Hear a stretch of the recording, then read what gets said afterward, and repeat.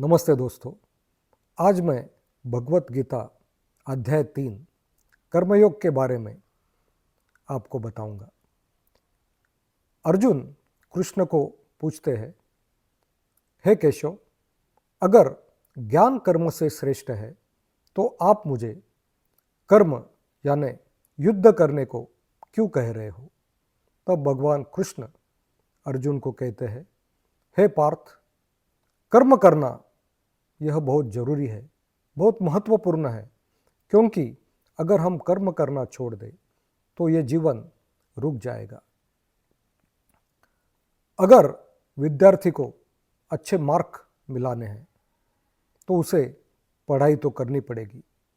अगर कोई परिवार का प्रमुख है, उसे उसका परिवार चलाना है तो उसे जॉब करना ही पड़ेगा या तो कोई बिजनेस करना पड़ेगा, क्योंकि उसके कारण ही उसका परिवार वो चला पाएगा। किसान खेत में काम करता है, फसल उगाता है। अगर उसने सोचा कि कल से काम बंद, तो ये जीवन कैसे चलेगा, हमें खाना कैसे मिलेगा। तो इसलिए कर्म करना यह बहुत जरूरी है। ज्ञान और कर्म दोनों बातें उतनी ही जरूरी है। अगर हमें नॉलेज है लेकिन हम एक्शन नहीं लेते हैं तो उसका कुछ फायदा नहीं। जिस प्रकार हमने स्विमिंग के बारे में बहुत ज्ञान लिया, बहुत किताबें पढ़ी, लेकिन जब तक हम पानी में उतरकर तैरने की प्रैक्टिस नहीं करेंगे तब तक हम स्विमिंग नहीं सीख पाते हैं। तो इसलिए नॉलेज एंड एक्शन मतलब ज्ञान और कर्म दोनों उतने ही जरूरी है। हमारा जो कार्य होता है वो स्वार्थहीन होना चाहिए, मतलब उससे परमार्थ होना चाहिए। दूसरों के लिए हमारा कार्य लाभदायी होना चाहिए। जिस प्रकार वृक्ष हमें फल देते हैं, हमें छांव देते हैं, पानी मतलब तालाब हमें जल देते हैं, मोमबत्ती यह खुद जलती है लेकिन हमें वो प्रकाश देती है, डॉक्टर्स यह कार्य करते हैं, वो मरीजों के लिए लाभदायक होता है।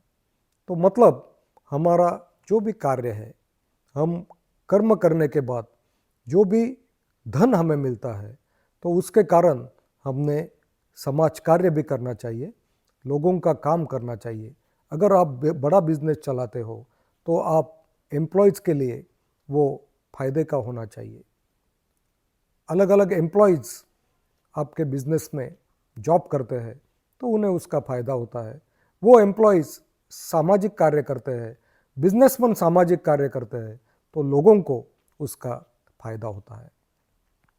भगवान कृष्ण ने अर्जुन को कहा कि कर्म से हमें दूर नहीं रहना चाहिए, क्योंकि भगवान कृष्ण ये खुद ईश्वर है, लेकिन उन्होंने जब मानव का जन्म लिया तब तो उन्होंने ही कर्म किया।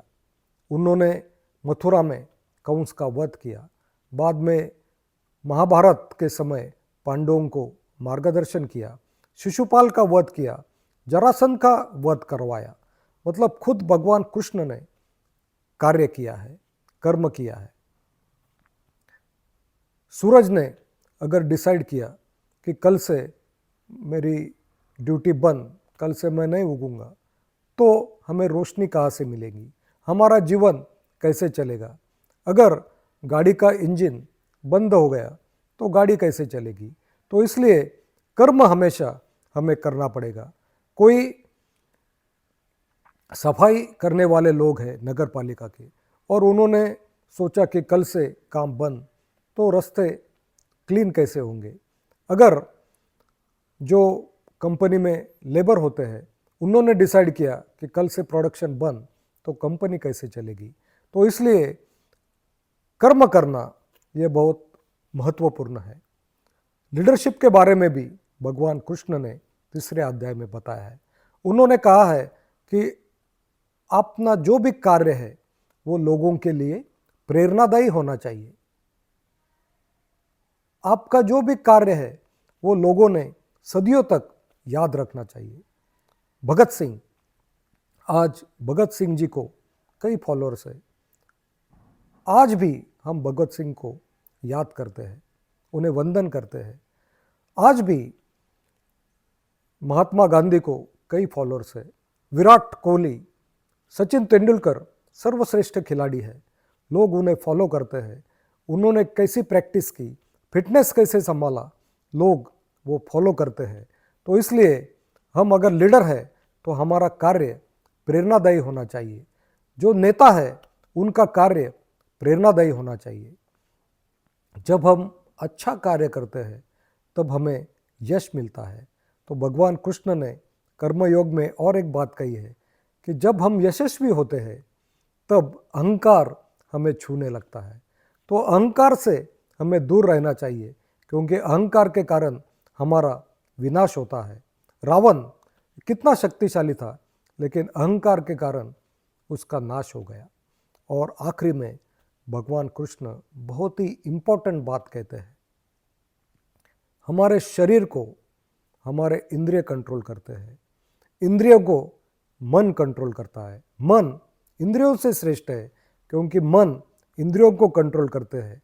हमारे मन में जो भी विचार आते हैं, काम, क्रोध, मद, मोह, मत्सर, तो उसके कारण हम हमारे इंद्रियों को कंट्रोल करते हैं और इंद्रिय शरीर को उस हिसाब से चलाता है।